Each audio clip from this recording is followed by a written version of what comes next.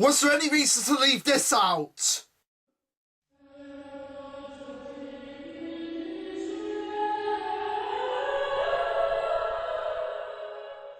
Hey everyone, Luke here. Now, I know the new chapter's been out. If you want my honest opinion on it firsthand, it was awesome, and that'll be coming later on in the next within the next few days. But for right now, I want to do something else as well. Now, most of you know the Promised Neverland anime is out at the moment, and while I enjoyed the first episode, I've got some stuff to say about the second episode. And in case you guys don't believe me, I have Promised Neverland Volume 1 here, so that we can actually go through it and discuss it, or if I feel like it, just having the image up here. I know that we've had issues in the past with copyright and whatnot, which is why all my old reviews had to be taken down. But I think I might be able to get away with it having the image up here if it's only for like a few seconds. But not only that, I've got the Promised Neverland Volume out with me. I've also got my notebook here. Now, this is mainly my notebook of where I want to do with my books as well. Like, I want to write down notes about where I am with my books and where they're actually going to go. But there is a point here. Here we go. Here it is. Where I actually thought about going through like the second episode to find out what exactly is different. And this is going to be like the title of the videos from now on, from these sections of videos, like what's the difference, where I'm going to be going through various episodes of various animes and looking at their manga counterparts and finding out what is actually different. And I thought I'd start with my favourite manga series, because they have actually pissed me off in the second episode. If you want to know just like how much they pissed me off, they condensed Chapter 2, Chapter 3, Chapter 4 and Chapter 5 into a 20-minute episode. To put that in perspective, if you look at, say, Monster Musume, okay, you have Monster Musume, alright, the anime series based on the manga, who had the same amount of episodes as the Promised Neverland is going to have 12. But you know what they did? They condensed just 2 chapters. Just 2 chapters. Now, I know that's monthly. I know Monster Musume is monthly, so they have more that they have to actually include in. But at the same time, they had 2 chapters for the 1 episode. They could have done the same thing with like 2.5 for Promised Neverland. I would have been fine with that. But no, they have to have like, I don't know, they have to have 3, they have to have like 4 chapters per episode to get the first arc out of the way, because the first arc, well, it's the first 2 arcs that are being adapted, and that's like 37 chapters, so they're doing 37 chapters with 12 episodes, and I know, things have to be cut. I understand that, I really, really understand that, but they have to make sense in the grand scheme of things, and we're going to get into that. We're actually going to get into that in a bit, but for right now, I just need to relax, take a deep breath, and get my thoughts together. So yeah, this will be what's the difference? This will be my new section called What's the Difference? And we're focusing on Promised Neverland. We're focusing on episode 2, but we're going to focus on episode 1 as well. Now, the reason why we're focusing on episode 1 is because it's as well. Not only did they take stuff out, but they added in anime filler scenes as well. That's the one thing that pisses me off the most as well about this whole situation, that they're adding in anime filler scenes. And one of them is, I'll tell you exactly what it is in a second, but first we're going to have a cut here. Alright, so it's this part right here. You see, right here, when Connie is actually being taken to be killed, or as they think at the moment, adopted. I might actually put the image up here. Yeah, it's that image right there, where Connie is actually about to go off and be adopted.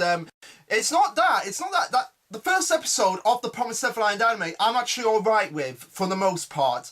I'm really alright with it. I think they did a decent job, not a great job, but a decent job with the actual adaptation. But the one thing that actually pissed me off is the fact that I'll just put the volume down there. But it's the fact that they added in an anime filler scene of Mama escorting Connie off to the actual farm. Like, you actually see them like just walking together off to the actual gate, and Mama is humming the song that she hummed to Ray when she was pregnant with him. Why spoil one of the biggest surprises in the series right there? Look, guys. That's one of the things that actually pissed me off. Like, they add in anime filler scenes to like hammer in certain things, like, and that didn't need to be happening. Like, if you look here, this was the image of Mama being pregnant, and this was when, after Norman had been adopted or been taken away to meet Peter Atari, as we found out recently in the manga. By the way, guys, I know I should have said this at the beginning, but yeah, this series is not a review on the anime. Alright, it's a comparison between the manga and the anime, so that's hence the title. What's the difference? That's going to be the title of the series. Like, what's the difference? Or The Promised Neverland. What's the difference? Episodes 1 and 2. That's what it's going to be. That's what it's going to be from now on. Like, what's the difference? Yeah. Anyway, about that. Yeah. So it's not a review. It's not a review. It's a comparison piece. So yeah, spoilers, guys. This is more for the. If you're a fan of the anime, that's fine with me. If you're a fan of only watching anime, that's fine. That's perfectly fine, and I accept that. But this is more for the manga readers, and particularly for a fan of me, like a hyper fanboy of The Promised Neverland. Like, literally, I've been reading the series since it came out. Like, when it first chapter dropped, I was there and I was hooked from the beginning. So this is more for a pissed off fanboy and other pissed off fanboys or fangirls. But yeah, anyway, yeah, going back to that image of Mama being pregnant, that was after Norman had been adopted or going to meet Peter at the time. We see, like, Emma is just sort of, like, distraught about Norman going, and then Mama confronts her and she's, like, giving her an ultimatum, like, look, Emma, I can get you out of this. I can put in a recommendation because I think you're capable of being a mama like me. And that showed a lot for Mama's character and Emma's character. Like, Emma was like, no, I don't want to do that. I would rather die than be a mama and know that I am sending children to their deaths. And it showed a great deal for Mama. Like she sees a lot of herself in Emma, and that was made even more apparent when we got the flashback with Mama at the end of the arc with her and Leslie. How Mama was pretty much like Emma in her youth as well. She was very happy-go-lucky, but when she found out what was going on, it like really changed her character, and she saw a little bit of herself in Emma, and I feel that's why she went up to Emma and said, look, I can give you the recommendation. And then we see her explain like the whole process, like and like how you get pregnant and everything, and we see the image of her pregnant, and immediately as soon as I saw that, I thought like, oh, she's either pregnant with Ray, Don, or Phil, because they all had black hair, like black hair, and I was just thinking like, okay, the genetics, like she's got to be related to one of these kids. I was leaning more at the time, after I thought about it, I gave a lot of thought about it, to Ray at the time, because their relationship with each other throughout the first couple of arcs was a lot different from the other kids. Like, they both seemed like really more trusting of each other, and it was only until Mama decided to backstab Ray as well as Emma and Norman, like Ray actually thought like, okay, no, Emma and Norman were right about Mama, but no, the way they talked to each other and the way they interacted with each other, it made me think like, okay, these two, they have a connection that's different from the others. It might be the fact that Ray's the one actually pregnant, that Ray's the one in that stomach with Isabel, and sure enough, the reveal is very subtle. It's like the song, we don't get the song, I don't believe we get the song until we see the flashback. I'll have to go back and actually look. But yeah, the image of when Mama is pregnant with Ray, or I'm not sure if we get the song there or we get it in the flashback with Leslie and Mama Isabella. But yeah, the fact that it was so subtle as well, and it just sort of connects to like Ray's character, like how he remembered everything that was in the room, and he knew the song before Mama even told him about it, and like he knew that Mama was actually he was actually Mama's son. And the fact that it was so subtle, but the fact that you could actually pick up on it, that was great from the mangaka as well. But the fact that they're just hammering in that song in the first episode again and again and again shows that the animated studio doesn't have a clear trust in like their audience. Like, they're just hammering in like certain points, like, okay, you gotta remember this, you can't think, we've got to explain everything. That's the impression I'm getting off, and I don't like that. And like I love some of the stuff that the studio has done, like Your Lie in April. I like the anime of that. I really, really do. It's in my top 10 anime that I like that. But the fact that they're doing this to The Promised Neverland, it just feels so disheartening. And it's not like they couldn't have done a good job if they had more time to do it. That's the problem with condensing a 37 chapter long storyline into 12 episodes. Like, if you look at like Monster Musume, like I mentioned earlier, they only worked with 25 chapters, and they actually were able to condense everything that needed to be connected. Like, nothing was left out.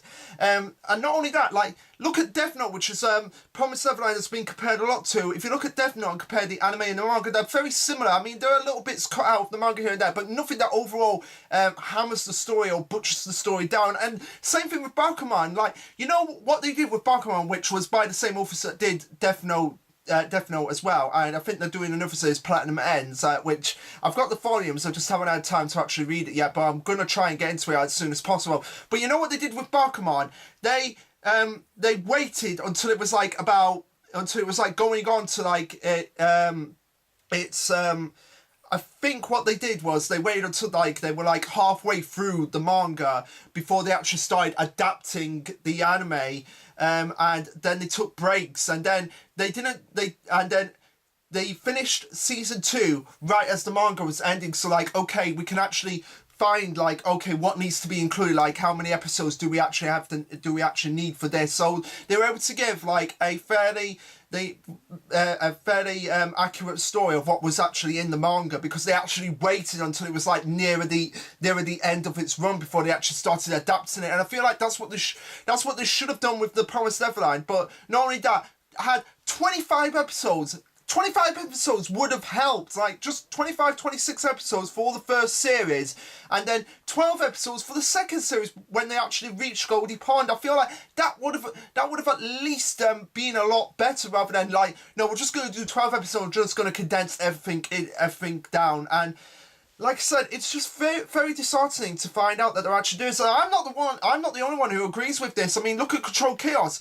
I watched their review, and then going back, I'm like, yeah, they're actually right. There's a lot cut out here. Not only that, but we're not getting any of the internal dialogue from any of the characters, which is what makes Emma my all-time favourite character from anything. The fact that we're getting her internal struggles, and we're actually hearing a lot of it through narration, and it actually feels like we're actually Emma, but we also can see her as a different character. Like, we're actually being put into the perspective of Emma. Like, we can feel like we are actually Emma in this situation, because we know so much about her and like all her internal struggles as well. But we also know that she's a very own unique, distinct character. And another thing that I'm noticing is that they're really dumbing down Emma's character in the sense that we'll get into this in a second, but she's not actually coming up with answers to situations like she did in the manga, despite the fact that she's supposed to be on the same level as Norman and Ray. She may be a little bit behind, but she can keep up with them, and she can understand what they're doing. And the fact that they're changing that around and not giving Emma her like, oh, this is the answer that I've come up with that the manga had, that's really disappointing for me. And I really hope that this is not something that actually continues. Although knowing where they went with this episode, I'm fairly doubtful about that. Alright guys, now let's get into the actual points that I had for the episode. So yeah, this will be like what the differences are between episode 2 and how they made differences from the manga. Now, the first major difference that I noticed is that Norman says demons despite him not calling them that in the episode before. Now, if you remember, back when the episode dropped, like the first episode, Norman was just so in shock that he couldn't actually bring himself to say like, "Oh, these are demons." But the episode 2 is making out like, no, he actually said that. No, he did say that. Well, why wasn't it in the episode? They couldn't have had just like one line, like him just going, "What? The demons." Like, just like that, just whispering, shock whispering, like what he did in the manga. But no, they just are like, oh my god, we're shocked, and then all of a sudden, next episode, oh, they're demons. I mean, they couldn't even have a scene where they're discussing like, no, maybe they're not monsters, but they're actually demons. Like, they couldn't have had something like that. Okay, so the next point I want to get across is this part right here. I don't know if you can see it, but yeah, Emma and Norman, like, just saying, like, good morning, Norman, good morning, Emma, good morning, Norman. Now, The reason why I include this is because, again, it's just like degrading Emma's character. The fact that in the episode, Emma has to actually be told when they're in that breakfast scene, Emma has to actually be told to smile by Norman, and she's just giving up the look that Mama should be able to immediately just say, like, oh, Emma, can I speak to you for a second? You went to the gate yesterday. I could tell by the look on your face. You were looking at me then with just so much built up anger and sadness that you went to the gate, Emma. I'm not dumb. Confess right now. And the fact that she didn't do that in the manga, again, just makes me feel like they're dumbing down Emma's character. It's like Norman has to like keep reminding her of these things when she doesn't even need to be reminded of these things. Another thing that's come out, and by the way, the conversations in this episode, they seem to be like muddling them around. I don't know whether that was to make them like seem a lot more organic, like rather than having conversations in one time or another time, like they just decided to condense them all together. But one thing with the conversations that happened in the manga that didn't happen in the anime is that Emma in the anime didn't mention like the caged environment. Like after they find out like what the demons are, what the monsters that went, or that it's actually a farm. Like she didn't mention in the anime like, yeah, I never noticed until now, but now I get why there's actually why it actually feels like the windows are cages. And she didn't even mention that, which again, that's another important aspect of the series. Like they didn't realise anything at first, but now it's all starting to make sense, like why this is here, why that is here. She didn't mention the ID numbers and why they have white clothing, or just only white clothing. So yeah, they kept that in. But one thing that I will praise the anime on, is during the conversation when I actually think about what the best way is to actually get everybody out of the house, it's actually Emma in the anime that's like thinking like, not Emma in the manga that's actually thinking maybe we should go at night, and then Norman has to correct like, no, if we do that then somebody is actually going to be sacrificed. It makes more sense for Emma to say that in the anime, which is what she does. Like she's the one that actually corrects Norman and says, no, we can't go at night because someone will be sacrificed. And again, that's little aspects like that should showing like what Emma's character actually is. Like even though she's incredibly stubborn, like she's not going to give up on her family. And the fact that they added that bit in, like they changed that little bit around. I'm fine with changes like that because it makes sense for the character. I'm not fine with changes that are just made for no other reason, just because they want to add their own stamp on the series. Okay, so my next point that I want to bring up is when they're actually going from where they are in the forest to find out that it's actually a wall.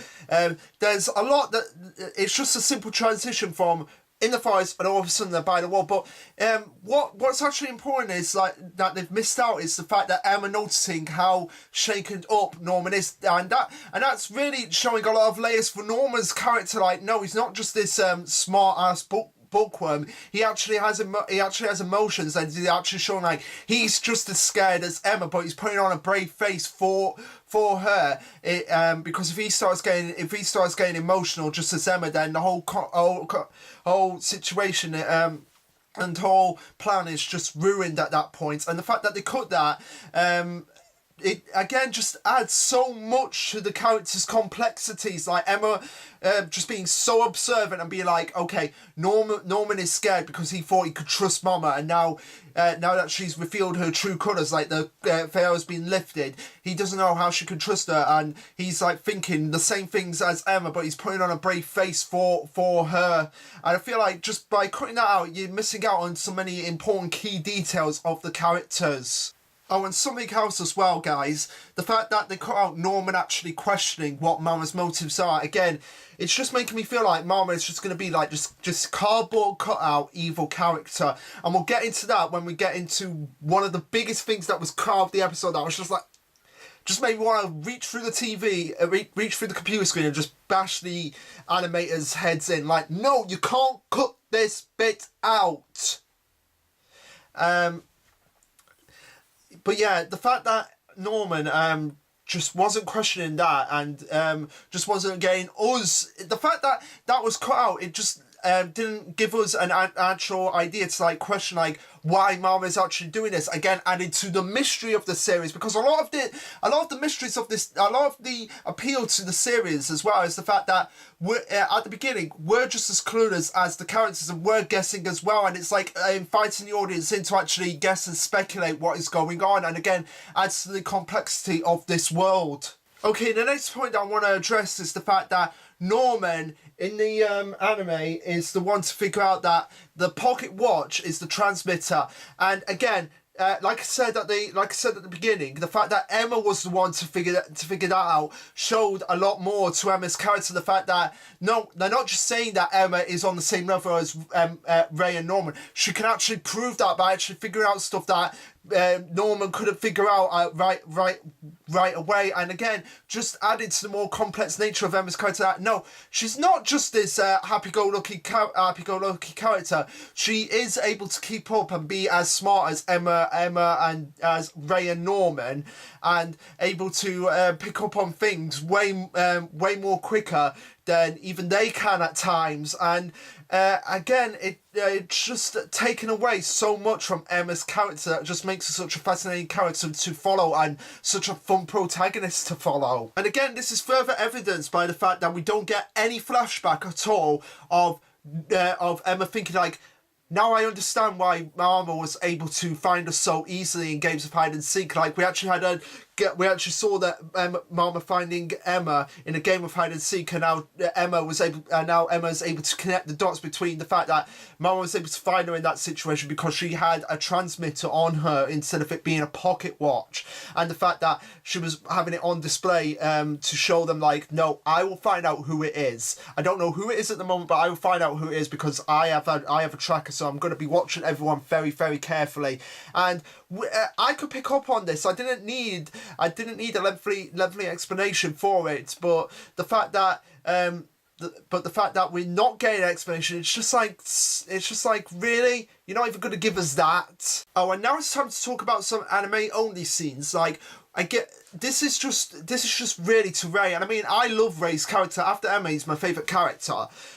But we don't need scenes time and time again of Ray just off in the background, just looking ominous, because we could tell from in the first few chapters he must know more than he's letting on. We didn't need like just it being hammered over the head again and again and again with scenes of him off to the side just looking ominous and imposing at times. And the anime just doesn't seem to like really grasp this, because after Mama brings back one of the kids from being stuck in the forest, we get lightning, and then we cut to Ray just like looking out of the window and him just like and then just walking off. It's like, we didn't need that. But the one thing that actually pisses me off is the fact that they the thing that they actually replaced, and I'm going to get into that right now. Like, let's find it. Yeah, here it is. Here it is. The thing that actually pissed me off the most was this. The fact that they cut out, the fact that they didn't have a moment, like a really pissed off moment from Norman and Emma of declaring Mama that she is a demon, Mama is an enemy, and declaring her to not be human, like she is not human. Again, showing the complex nature and sort of like the naivety of these characters, like they're still children and they don't know the nature of the world, but based on what they've seen and based on their emotional state, because they're in a very emotional state, like they're preteens, so they're fueled a lot by their emotions, and the fact that we're not seeing that an awful lot from the anime, particularly from Emma and Norman, just makes them more cartoon crowds. And that's the one thing that actually pisses me off, because a lot of people are like thinking like when they actually first see these characters, like they're just going to be bland, one-dimensional characters. And no, they're not. They're really complex characters, as demonstrated in the manga, but the anime is not picking up on that one bit. I mean, they're slightly getting there, but they're not at the same level that they could be at. Now, one thing I will say, which I'm kind of 50-50 on, is the fact that we're getting into episode 3 now, so this will be talking about episode 3. But one moment that really stuck out, what really stuck out to me was in the anime was this moment here, with Mama and Emma at the billboard of pictures from all the kids, and how Emma's thinking about Connie. But the fact that they replaced a lot of Emma's inner thoughts with the tension being built up about about Mama actually questioning Emma. It's like, what's going on, Emma? You seem a bit paler. You don't seem like it. You don't seem like yourself. And the fact that we're getting the music, and I love the music that was used. I'm not lying about that. Like, the music that was used was very, very good, because it did add to the tension. But also, what could have added even more tension was just Emma's distressed, tense, and stressed mindset that could have snapped at any moment in that particular scene, when she's just like thinking about all the things that are going on, like what Mama could do to her, what potential risks she's had there. But the fact that they just focused entirely on the music, it just took a little bit away from it. I mean, it was still good. It's still a good moment. It's still a really creepy moment. I'm not gonna lie, it was a really creepy moment. But the fact that they didn't add like just the Emma having her inner thoughts and showing just how stressed and how scared she actually is in this moment, again, took away a lot from Emma's character. It's time, guys. It's time to talk about this moment right here with Isabella Mama. It's time to talk about that moment. That moment was not in the episode. Yeah, they added in anime filler scenes, but left out one of the biggest surprises in the series, in the first arc. Now, I know I mentioned this at the beginning, but I feel like I needed to say it again. Why was it left out? What was the reason for leaving? No, I know the reason. They want to save it for later. Well, too little, too late. And if they don't reveal it later, that's just going to piss me off even more. If they don't reveal it with Crone's number later, that's just going to piss me off even more. Like, if they leave it to Crone to reveal that number, if this is not in the next episode, then I'm going to be pissed off. I'm still pissed off now, but I'm going to be even more pissed off if this is not the cliffhanger for the next episode.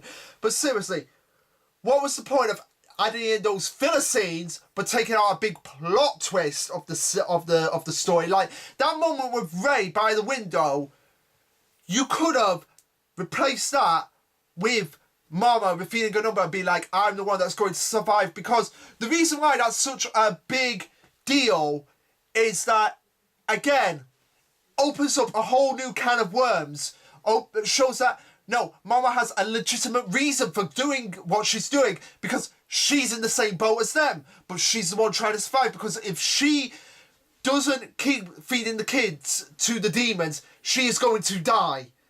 That is the situation that she's in, and that just added more to her, made her like, okay, so she's not all evil. She actually has clear motives for them. Whether you're not agreeing with them, you can still at least understand where she's coming from. Like, she's in a no-win situation. She can either let the kids die or she dies, and she's like thought like, oh, it's survival of the fittest, and that shows why she's, and even though she has an emotional attachment to them, she has to keep this facade up, and it probably kills her inside to actually do that, even though she knows it's for her own benefit. Again, showing just how complex she is and how much of a grey area she is, and how this series is not all black and white. Like, demons and adults are evil, kids are good. No. There are still adults out there that have just basically given up, like Isabella gave up, and she actually was dealt the card and she's dealing with it, even though it's probably killing her inside. And the fact that they cut that out just again takes away any and all mystery of Mama's character. It just takes away a lot of the mystery surrounding Mama's character as well, and that is the one moment in the episode that pisses me off the most. Okay. Okay, I have calmed down now, and now we're going to get on to talking about episode 4. Now, I'm not as enraged now at this point, because a lot of episode 4 was a lot of no, a lot of chapter 4 was included, not episode 4. A lot of chapter 4 was included, and I am grateful for that. But again, still, that twist with Mama, that should have been in there. But anyway, going on to what I was saying, about chapter 4, it cuts out Norman explaining why Ray is best suited to helping them, and just explaining all his qualities again, helping us to understand the characters, because, and I understand why. I get why I think they cut it out. Because I feel like they're either more going for like show don't tell, or tell, or I don't know, because manga is different from anime, and you have to add things in for exposition. You have to add that in. I understand that, and I feel like that's the reason why they're cutting out. I don't know really, but anyway. Also, going back to another anime I did see, Norman was one that when they first found the wall, oh, I'm going to climb a tree, and oh, I'm going to fail it, and then Emma has to climb a tree. Why did you need that? You established that Emma was the more athletic out of them. You didn't need that bit again. Another reason why they could have just had the bit in with Mama revealing her number. But anyway, that was a bit of a tangent that went off on. Anyway, going back to Chapter 4. It changes a little bit of Emma's desperation for when convincing Ray, because Emma in the manga, if I can actually find it again, if I can actually bring it up again,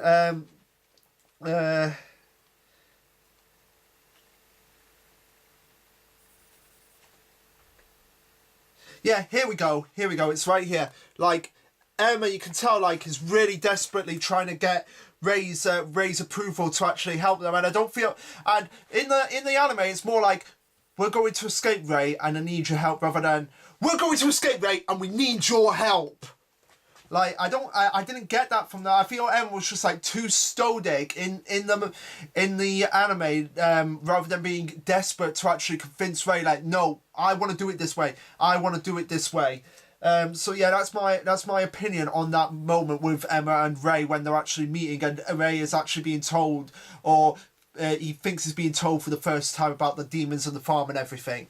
Also, another thing that they actually cut out was this conversation right here, talking about how the books and the publishing dates, and Ray thinking like, well, we've got books, but we've only got books that are back from like 30 years ago, from 2015, and we're in 2045 now, and we haven't had any new books since then. And again, it's just adding so much to the mystery of the world, and like what's going on on the outside, because of the fact that the kids have actually been observing these things and thinking like, yeah, it's weird how we haven't got any books past this actual date.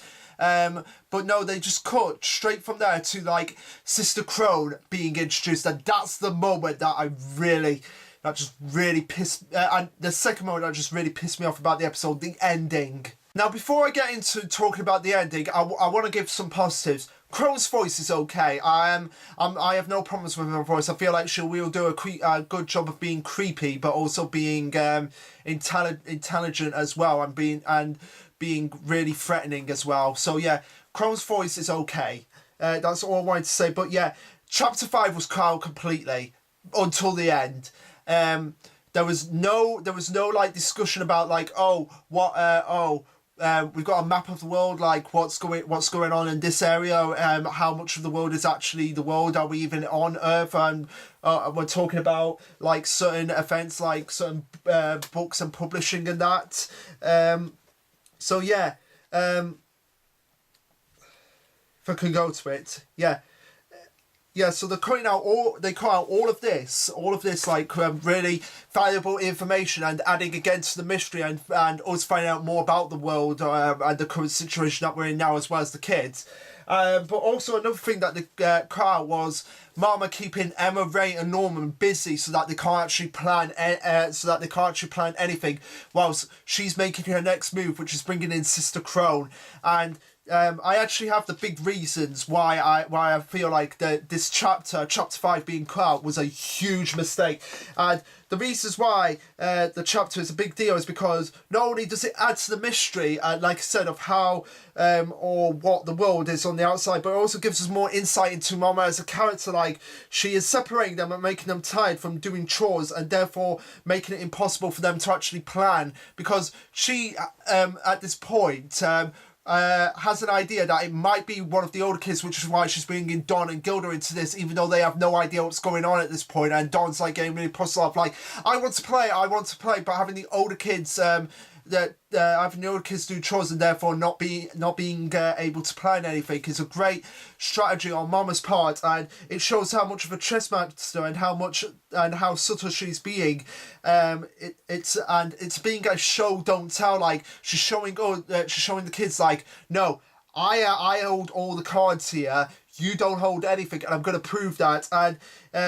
And again, it goes back to, again, the game of chess that's actually a big deal with The Promised Neverland, and how Mama, we have this moment here, a flashback of Mama playing chess with Emma, Ray and Norman, and them actually against her.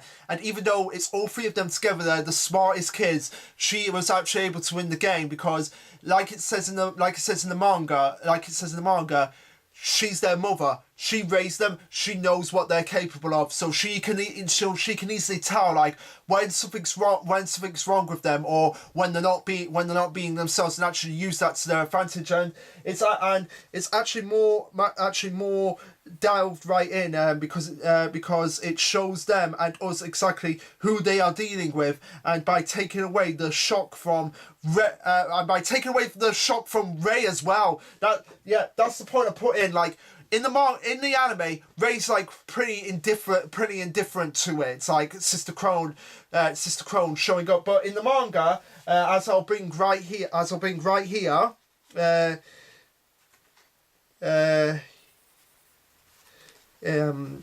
let's see. Yeah, right here with Ray, you can tell he's more shocked as well.